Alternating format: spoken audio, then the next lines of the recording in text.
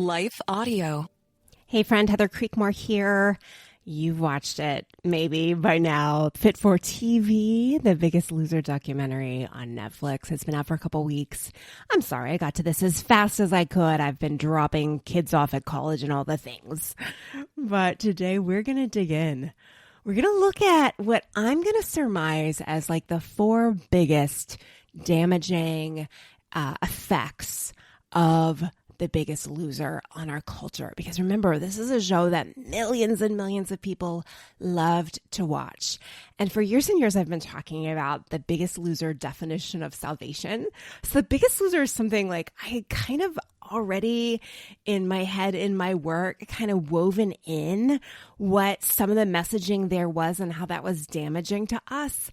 But the documentary exposed some things. And so there's even more to dig into from a biblical perspective there. So that's where we're going today. I'm glad you're here for it. If you're brand new to the show, welcome. You've picked a doozy to jump in on. But this show is really to help you learn how to live in this world, but not of it. Man, we're distracted by a lot of things, body image being just one of them. But we hope to help encourage you on your journey to be more like Jesus. And we're glad you're here. If you want to learn more, you can go to heathercreekmore.com. Or if you want to get started on a body image freedom journey, go to improvebodyimage.com. We've got all kinds of great resources for you there, including our 40-day journey that's coming up. October 1st, we'll start reading. October 7th, we'll start meeting. So learn all about that and save your seat at improvebodyimage.com. Now let's get to today's show.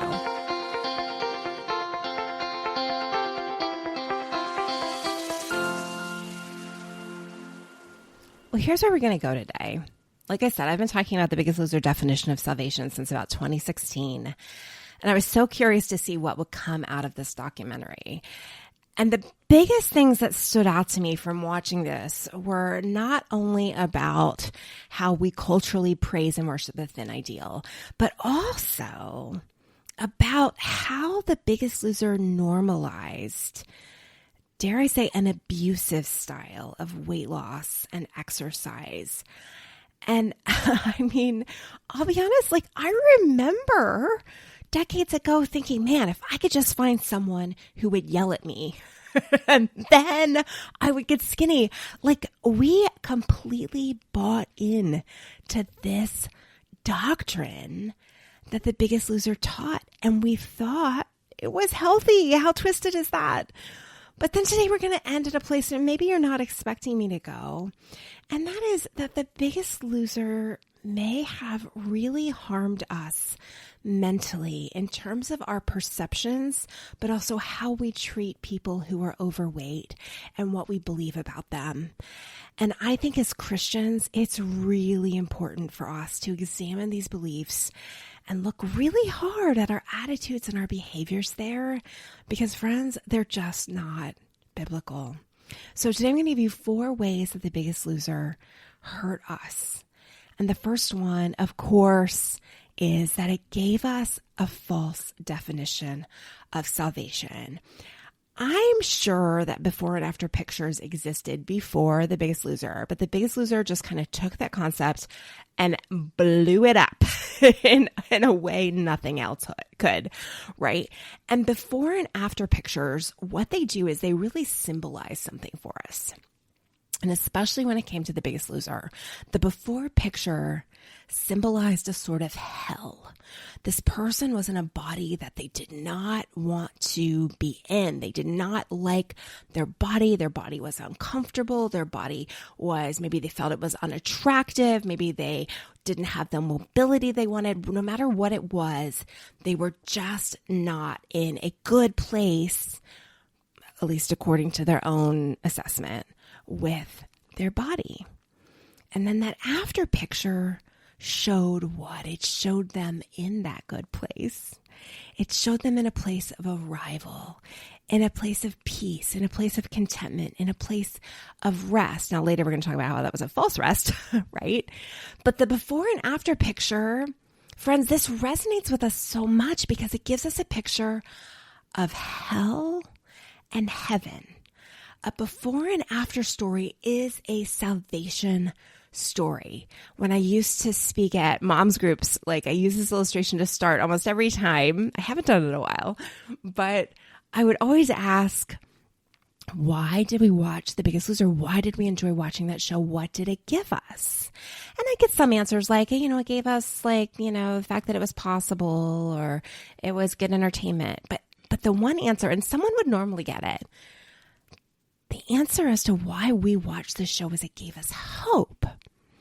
But it wasn't necessarily hope for weight loss, right? Like I interviewed Lisa Whittle, and that show's coming out next week. And she kind of makes the comment at the end when I ask her this question about the documentary. She makes the comment that she liked it because, it made her think that that kind of weight loss was possible. But I think it's deeper than that. I think that the hope it gives us is for transformation. And this is where it gets really tricky, right? Because of course, The Biggest Loser was about body transformation. But that wasn't all it preached. It really preached this hope that if you could have body transformation, everything else in your life would change.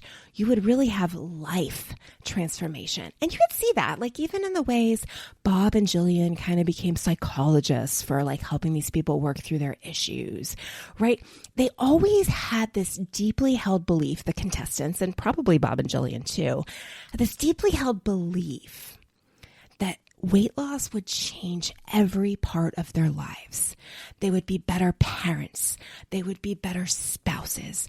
They would be better employees. They would just be better across every measure if they could just lose weight. And so it was kind of like you had to just go to the farm or ranch, not farm. You had to go to the ranch for like this period of time and kind of just pay your penance. Like just go through hell for 6 months. And then after your 6 months of hell, you would have earned your salvation. You would have earned your freedom. You would have earned your rest, your peace, right? Like friends, can you hear? It's so insidious, but can you hear that this is a false gospel? The gospel of Jesus Christ does not preach that you have to go through hell to earn heaven. The gospel of Jesus Christ preaches that Jesus did that for us. He went through hell so that we could have heaven, right? And it's also a false gospel because it shows us this picture, these images, that joy, peace, rest, contentment, freedom come with changing your body size. And it's just not true. I mean, I talk to dozens and dozens of you each week. And you tell me your stories. You tell me how you did lose the weight. And it didn't change everything. In fact, the studies will show that when you do lose a sizable amount of weight, what actually happens is you become more fixated on your body and food and on what you weigh. Like you thought about your body a lot before you lost the weight. Just wait. After going through this transformation, it becomes all consuming. And then what we saw in this documentary was language like, oh my goodness, y'all. The first episode is called Winning the Lottery. The language is so clear, especially in the first episode, that people were so desperate to do this. This was better than winning the lottery. This was the best thing that could ever happen to them. Weight loss is the best thing that could ever happen to them. Friend, do we believe that? Do we think that's true? Like, I've kind of thought that was true before. But again, it's a false gospel. It's not the best thing that could ever happen to me.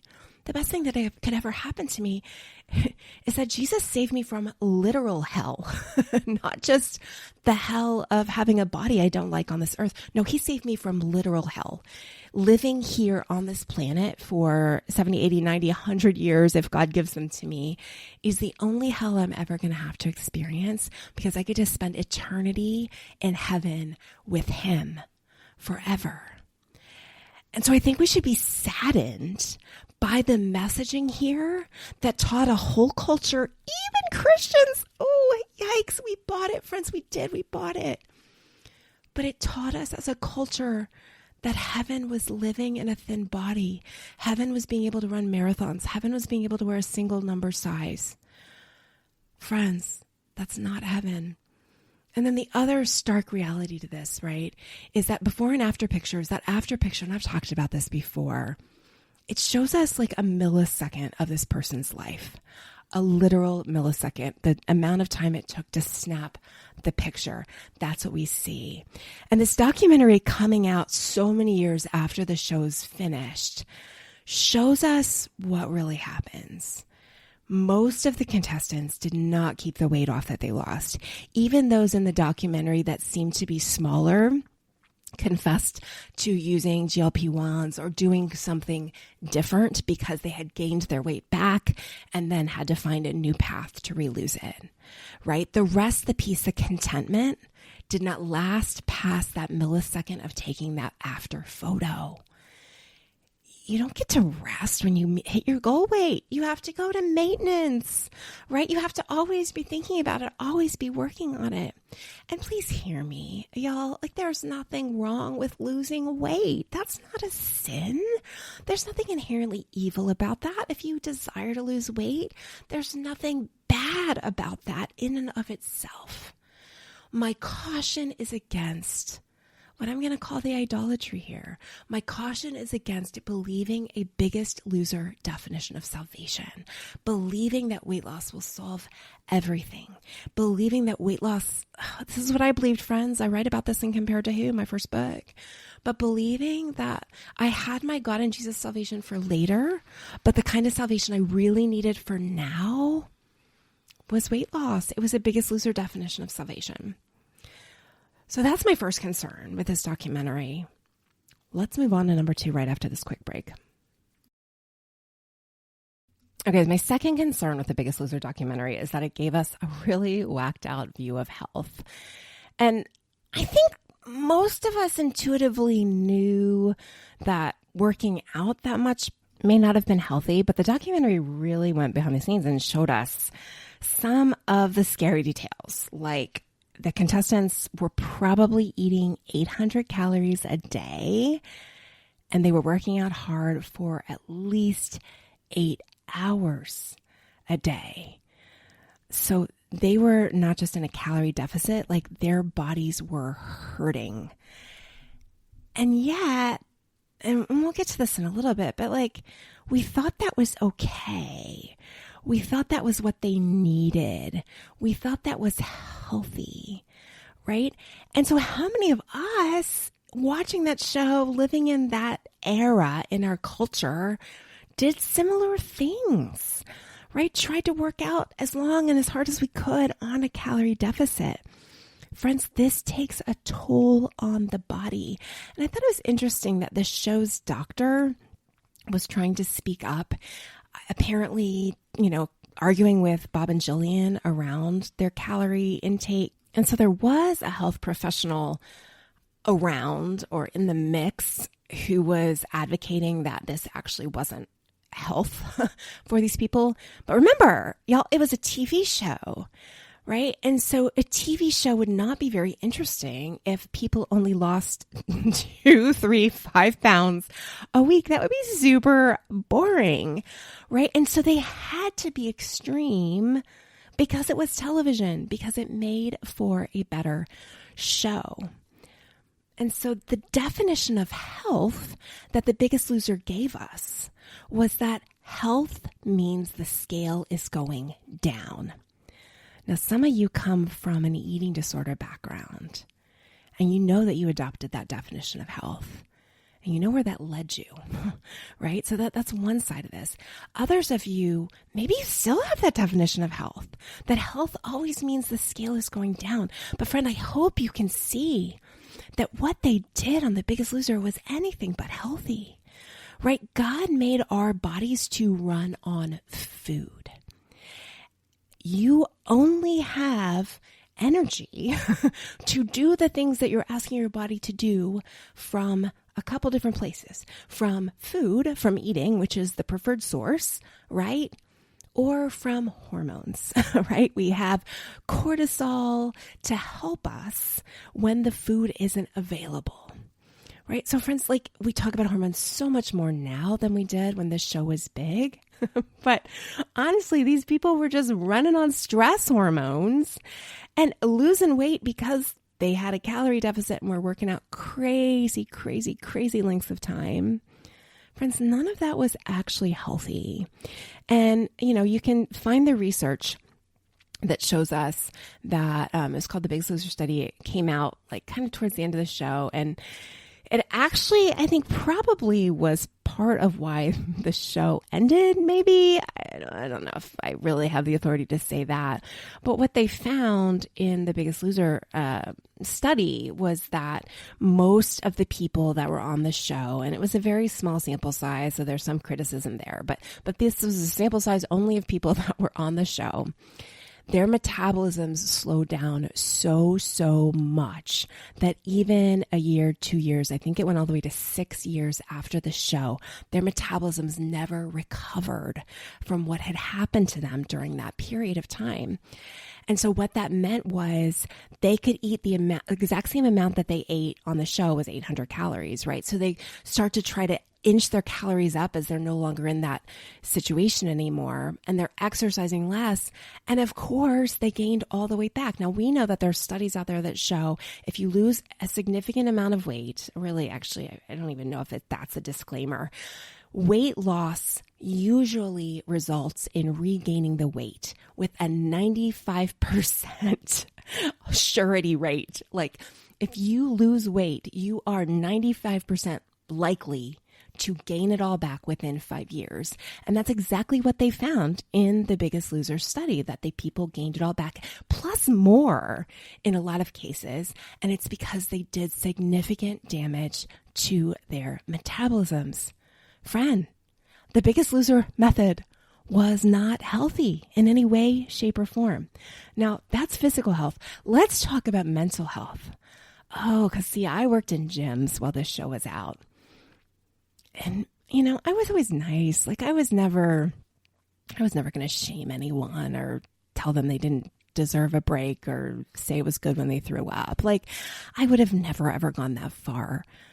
But I did work in gyms where I saw that, and where those kind of trainers or fitness instructors were praised, and people wanted a fitness instructor like that. They wanted someone who would, for lack of a better word, abuse and be mean to them. Like, can we just pause for a second and say that's never going to be healthy? Being abused, mocked, and yelled at is never going to be healthy for any human you know. And I'm going to talk in a second about how just even more damaging is the fact that it kind of made that acceptable for people of certain body sizes, right? That was really wrong. But just generally, right? This was not healthy. And if you knew someone in your real life doing this, right? Like getting yelled at all the time, screamed at, abused, you'd probably be concerned about that person, right? Or let me rephrase and see how uncomfortable this can get. If you knew someone in your real life who had a thinner body and was putting themselves through this, eating 800 calories a day, working out 8 hours a day, getting mocked, yelled at, abused, you'd be really concerned about them. But, let me challenge you here. If you knew someone with a bigger body, would you feel the same way?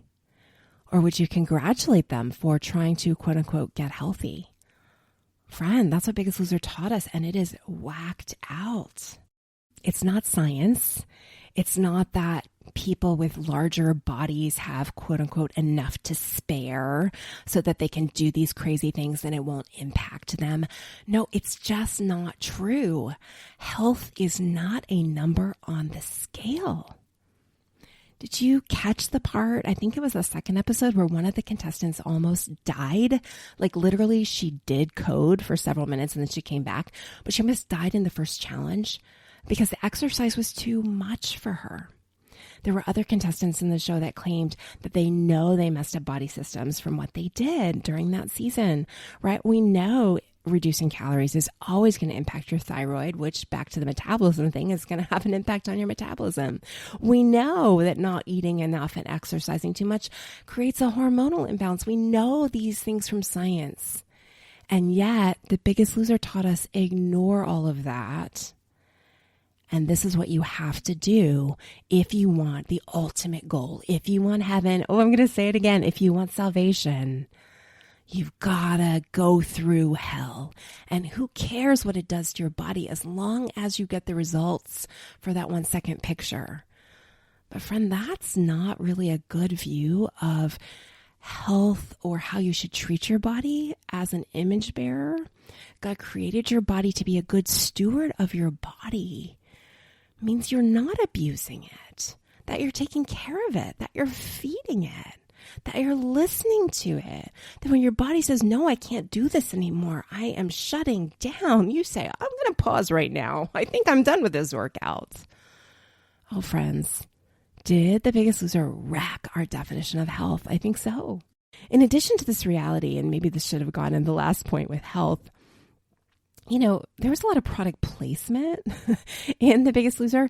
So the food that they were eating, those 800 calories they were eating, were not necessarily what we would call like nourishing calories, right? Bob and Julian weren't actually teaching them how to eat what we would call now in this era, eat well and get good nutrients. They were just eating whatever food was there.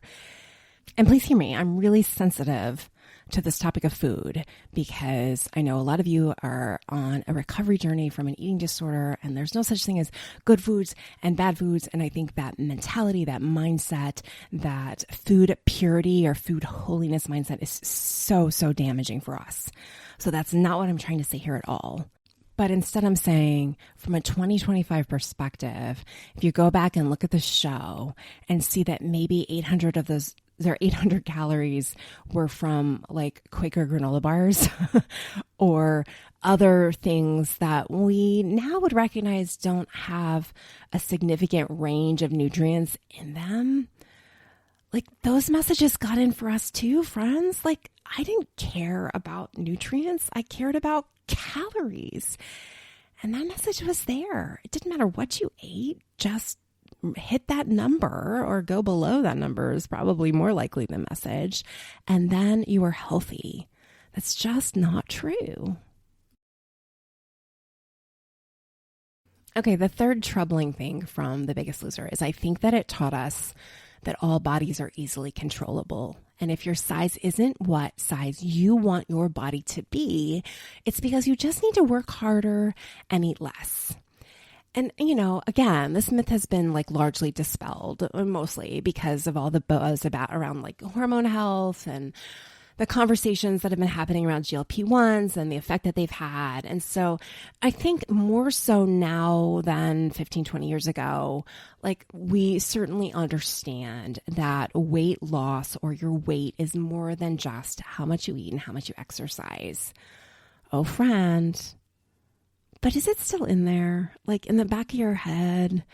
Because we learned it for so long. I mean, we chanted it. We knew it. Like, you are what you eat. Input, has to be less than output, right? How many of us still fight this belief that we can just control our body size through diet and exercise, period, alone, end of sentence? I mean, that's what the show tried to teach us. That you were kind of just lazy if you didn't like work as hard as them and do the things to get those results. Now, some of the contestants, y'all, like they would lose 14 pounds the first week. Okay. But again, remember, this was television. So we don't really know. They can edit it to say whatever they want. We don't really know if that was a real week or if that was 2 weeks or if that was 3 weeks. We have no idea. There is no fiduciary duty on the part of the television show to present an accurate story in reality television. I just want to be clear about that. So in the documentary, this is a little bit of an aside, but they talked about the pressure around signing a really crazy long reality television contract. And I knew exactly what they were talking about because I've actually signed a reality TV contract. I was on Netflix on the show Nailed It, and that thing was scary. Like the contract says they can do whatever they want to you. They can make you say whatever they want you to say on television through editing. Like I literally sat and recorded conjunctions with the producer so that they could like edit my words and make me say whatever they wanted me to say. And you sign it because of the pressure. Like the one woman said she asked if she'd get a lawyer and they were like, sure, we can get you a lawyer, but that's probably going to take like 6 hours. And in that 6 hours, we've got like 10 other people that want your spot. So if you want to give up your spot, you can do that. And she's like, no, of course I'll sign, right? Because back to that Biggest Loser definition of salvation, like this was salvation. Of course you're going to sign.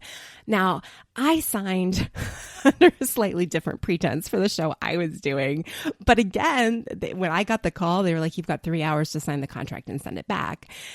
And so I just kind of prayed and signed and hoped for the best. But what they did to these contestants was really mean. They put them in hotel rooms by themselves. And I mean, that's kind of a reality show norm as well. I was put in a hotel room by myself. I've heard on some shows they take your phone. They did not take my phone, praise God. But you can't leave your room. They're responsible for you. So you can't leave your room. You can't leave it alone. So I would have production assistant, the 20-something, come and get me out of my room and take me to breakfast or take me to, dinner or take me to the shoot. But you're by yourself, you're in isolation. And so I'm picturing these people in isolation by themselves, just desperate. This is going to be their chance. They are desperate to melt off this layer of flesh so that they can become their best selves. Like that's the narrative. And so of course they're going to sign. Of course they're going to do whatever it is that they're asked to do. But friend, those early days of the show, oh goodness, they were yucky, right? They were trying to embarrass the people. And the producer even says in the documentary that they really didn't know what they were going for. They just knew that fat people were going to be desperate. And so there's like, they made them like sing and dance about being overweight, and they made them build towers of food that they carried in their mouths. And they put them in like temptation challenges where they were in a room full of delicious food for a certain amount of time. And the person who ate the most delicious food would actually get to go home and see their family. Remember, they were gone for 6 months, so that's a big deal. But yet they were trying not to ruin their, weight loss goal for the week by eating the tempting food and all kinds of crazy stuff. And the underlying premise under all this, remember, our point 3, is that their bodies are really just not being controlled well. And so if they could be in a controlled environment, they could learn how to control their body. And the outcome of control will always be a thin, sleek body. And friends, that has saturated our culture, that belief system, that if your body is not the way you want it to be, the size you want it to be, it's really just a problem of control.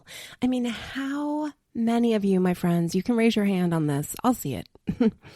How many of you, when you feel the scale creeping up a little bit, or you feel like you've been eating more than you want to be eating, you say things like, I'm out of control, right? It's just gotten out of control. Like we believe that it's all controllable. Now, is some of it under our control? Of course it is. No one's saying that it's healthy or wise to drive through fast food restaurants 3 or 4 times a day, eat it in your car. Like no one's saying that. No one's saying it's not healthy to move and exercise, of course. Please don't go black and white on me. I know those of us with body image issues, we like to go black and white. But I think actually maybe The Biggest Loser shows us how black and white is really dangerous, because they went from one extreme because, they all had their stories, and some of the stories really were like, I drove through 6 fast food restaurants a day, right? But the pendulum swung from that all the way to this extreme, unsustainable, unhealthy, crazy 6 months of believing that they could just control their body down to the size they wanted. And what did their bodies do? Like we talked about in the last number 2, right? Their bodies didn't stay there because it wasn't healthy, right? Our bodies are so different, friend. And I wish that I could tell you that God actually made us all to be size 2s. And if you could just get the formula right, you'll be a size 2 as well. I am not even close to a size 2. I think I wore a size 2 for 3 weeks before my wedding because I'd only eaten cantaloupe and turkey breast for way too long. It was an eating disorder. I am not praising that behavior. It was Biggest Loser era, so I thought I was doing something healthy. I was not. Friend, that's just not true. Like, we all have different genetics. We all have different body types, body sizes. We're all shaped differently. And it doesn't mean that we're all supposed to be a size 2 or size 4 ever, right? And it's hard in a culture that idolizes that size body. It's hard in a culture that praises that size body and says that size body is the healthy body.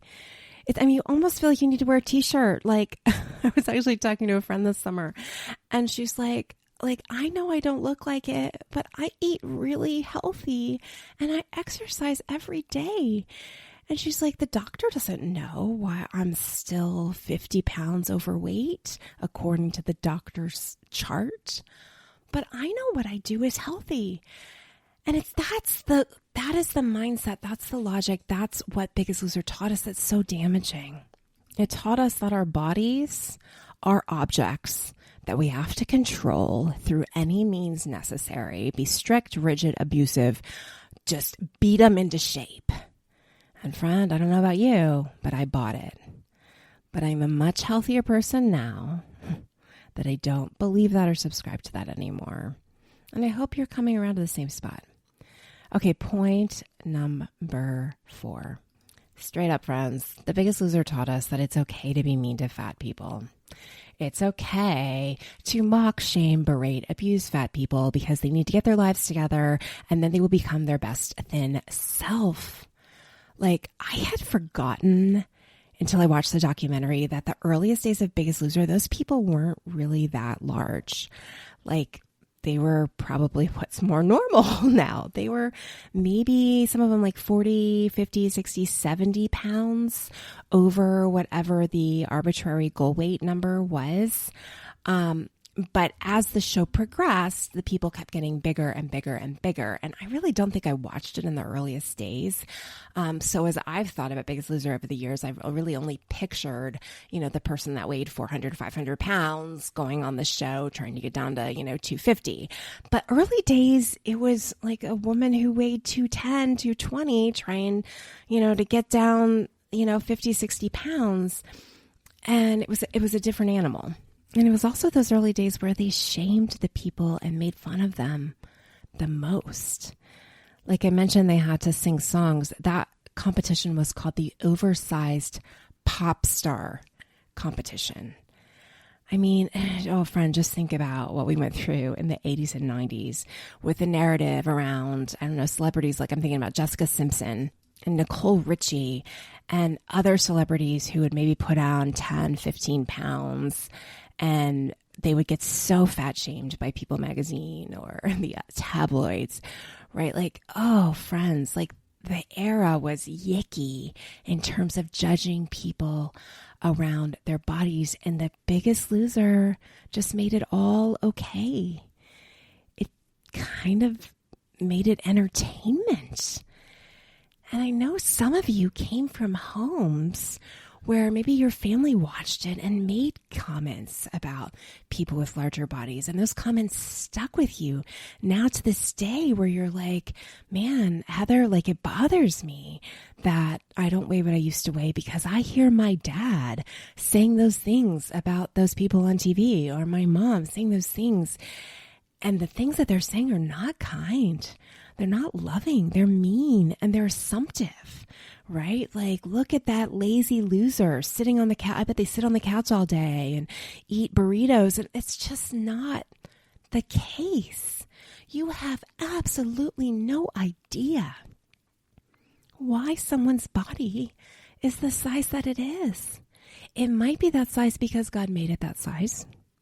Let's not forget that. It might be that size because they've just had a really, really, really hard life. And because of abuse or trauma or other situations that they've faced, their body has added weight to cope, to keep them safe. Right? That's not about overeating or emotional eating. No, friends. Your body gonna do what your body gonna do to keep you safe, to keep you feeling safe. It might be because they don't have a thyroid. It might be because they have some other autoimmune, some other illness. You have no idea why that person has the body size that they do. But let me take this one step further. You don't need to know. It's not your business. You don't get to judge them, though. Friend, like in the church, this really has been bothering me lately. And again, I love the church. Okay? I'm a church girl. I'm a pastor's wife. But friend, we do way too much judging around body size. We are super quick to point a finger and say, gluttony. If you don't look like a supermodel, okay, we're not that extreme. But if you don't look thin, you must be a glutton. Fix your glutton problem. And then everything will come back into spiritual alignment. Friend, you have no idea. And it makes me think about the book of James. And in the book of James, he talks about favoritism. And the story there is really to challenge Christians not to be prejudiced, right? And the story there is if a man in nice clothes comes into your church, you don't give him the good seat because he has nice clothes, and then a poor man comes in and you're like, no, you don't get to sit down at all. We want you to stand in the back, right? That's the story. And James is teaching that prejudice makes God mad. Okay, Bible says, James 2:9, if you treat people according to their outward appearance, you are guilty of sin, and the law condemns you as a law breaker. Now, we know this around race, right? Like, I don't get to decide whether or not I love you based on your skin color. We know that. I'm commanded to love you and treat you the same as I would someone from my own race. We know that people of every race are beautiful and made in God's image. They were knit together in their mother's wombs. We're all the same. We just come in a variety of shades and colors. Friend, what if we come in a variety of shapes too? See, to be prejudiced against people who have larger bodies means that we consider ourselves better than them, which is pride. You can read Philippians 2:3, learn how that's not so great. It means we're directly disobeying Jesus' command to treat others as we'd want to be treated.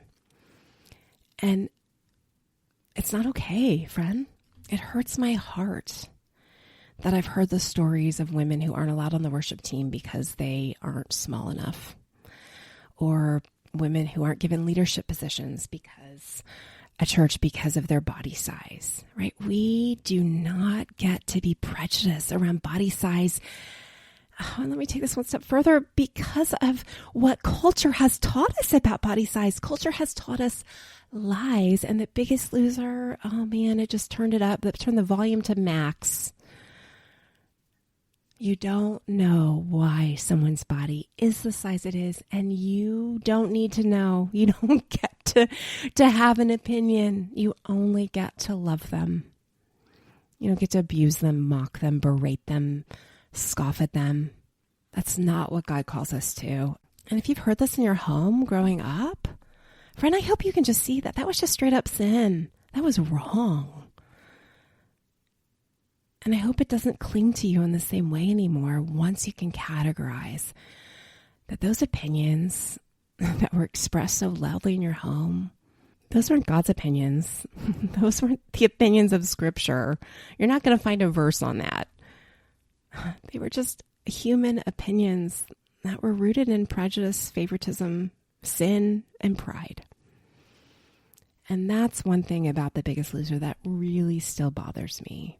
It lumped people with larger bodies into this category of projects. Here's the haves and the thin bodies and the have-nots with the bigger bodies who need to be fixed. And then how many of you, my friend, have felt like I have not, with a larger body or a body larger than you would want it to be? Maybe it's not necessarily larger according to culture standards. And you've made yourself a project to be fixed. You've spent way too much of your life focused on trying to get thinner thighs or a smaller butt or a bigger butt or a flatter stomach or less strictly arms. And friends, maybe you've missed what Jesus has actually been calling you to, which is this great purpose he has for you. See, you're part of a bigger body. You are part of the body of Christ.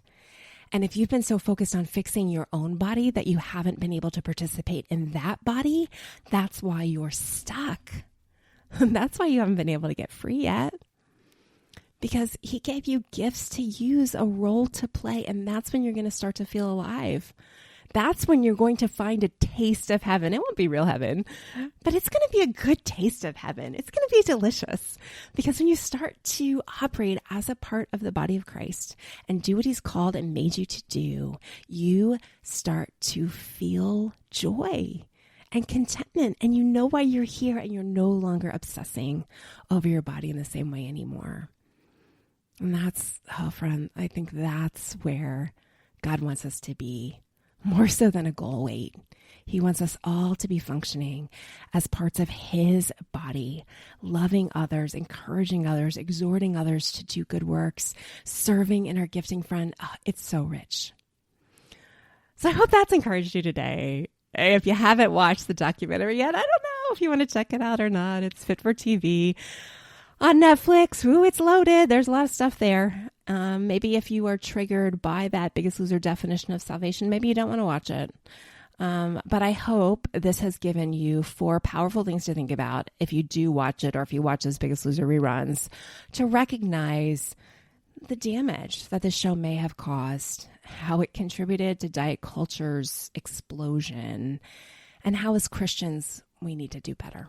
Hey, thanks for listening today. I hope something today has helped you stop comparing and start living. Bye-bye. The Compared To Show is proud to be part of the Life Audio Podcast Network. For more great Christian podcasts, go to lifeaudio.com.